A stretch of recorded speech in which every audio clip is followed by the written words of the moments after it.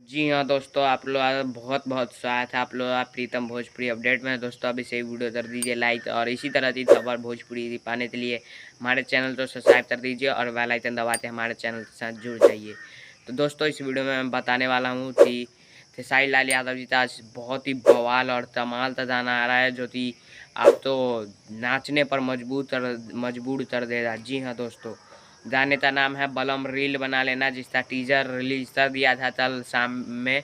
और बता दूं कि बलम रील बना लेना ये पहले से ही रील इंस्टाग्राम पर ट्रेंड करता है और ये गाना तबाही जरूर लाएगा। जी हाँ दोस्तों, तबाही लाएगा, तांडव लाएगा, भूचाल लाएगा, तूफान लाएगा ये गाना।